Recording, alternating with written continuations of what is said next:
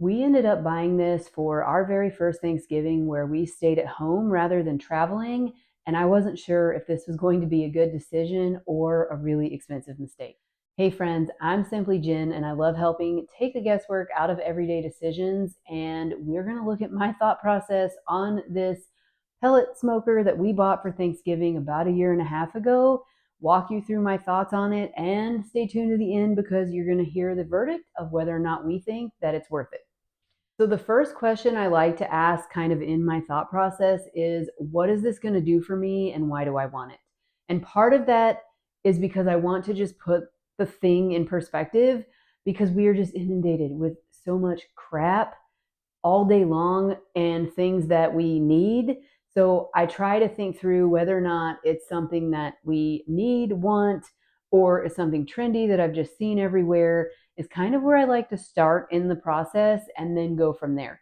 So when it comes to this Pit Boss pellet smoker, what it was going to do for me was provide us a fun new tradition for Thanksgiving. We had never done Thanksgiving before, so this was completely new to us. We wanted to do something different, make it special for the kids, and we decided we wanted to make a brisket. Now, that may have been a little crazy because we have A, never smoked anything, B, I have never cooked a piece of meat like that in my life. So it could have went horribly wrong, but I will just, spoiler alert, tell you now that the brisket turned out fantastic for being a complete newbie. I don't know if it was the smoker or the cook, but we did an okay job. So that's kind of what it was going to do. We wanted it for Thanksgiving. The next question that I want to ask myself is, what is the investment in this item? And obviously, we're talking about cost, but also the time and the energy it takes to set it up, put it together, learning how to use it if it requires that. And with this pellet smoker, obviously the cost, it was an investment. It wasn't cheap. We knew that going into it. And it was a splurge to be able to do this fun thing for Thanksgiving and for our family. So I think we paid, like I said, we've had it for a year and a half. So I don't know what the prices are now, but just to give you an idea, I'm pretty sure we paid $500 for it. We got it on a pretty decent sale right before Thanksgiving, and we had Lowe's deliver it for us. When it comes to the time investment to set it up, put it together, learn how to use it, setup was super easy, but I don't know if we paid extra for that. If we did, it was a minimal amount, and I honestly don't remember. But if we did pay for it, it was totally worth it, because if you've ever put some of these things together, they can be a complete pain. So not having to do that in the middle of November was pretty nice. So all of that to say, Lowe's came, they delivered it a couple days after we bought it, put it out on our deck, and all I had to do was plug it in and use it. Learning how to use it was also fairly simple. So the biggest investment in this one, the biggest investment for this grill was honestly the cost itself. Everything else was pretty easy. The instructions were great at telling you how to burn off the initial smell, because you have to burn everything off, heat it up really good before you actually cook food on it. And then there's just such a plethora of YouTube videos everywhere for how to cook all the different things and how to put different seasonings, and everything's on YouTube, right? So there was no issue with learning how to use it. It was pretty simple, which is kind of why we picked this one, because I knew that pellet smokers were better for beginners based on the research I did, as opposed to the other smoker that everything's pretty much manual.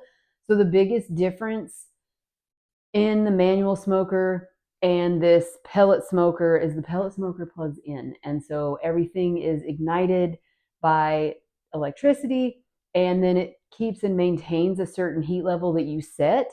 Whereas the other one, you're monitoring everything. And I just thought that was going to be too much for us newbies. So we went with pellet smoker for that reason. Well, the third question I like to ask myself in this process is, am I realistically going to maintain and use whatever I'm buying? And in this case, maintenance wise, cleaning isn't quite so bad. It would honestly be better if I cleaned it a little more regularly than I do. But essentially, it's removing the grates, cleaning things out. I take my shop vac and I vacuum the grill out, and then there's a little drip bucket that I have never seen it actually fill up, and I've only changed it out once just to change out the nastiness. So as far as cleaning goes, it's really not too bad. But the bigger question was, were we going to use this on a regular basis?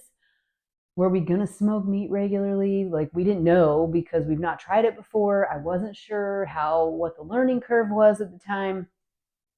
But I can tell you now that a year and a half later, I am using this pellet smoker pretty much every single week.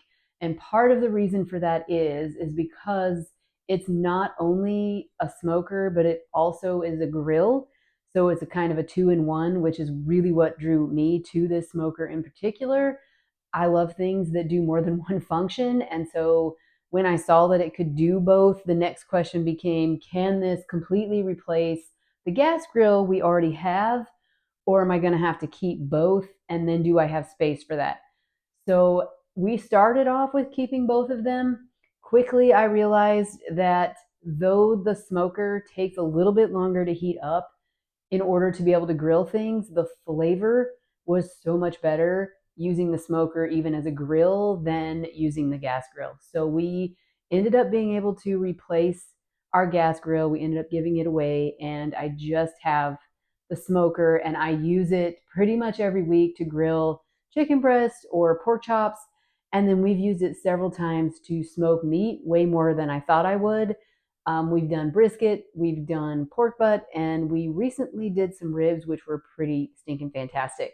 So the fourth question that I like to ask myself is this item I'm going to purchase going to be helpful or useful, or is it just going to be another thing that I have to maintain around my house?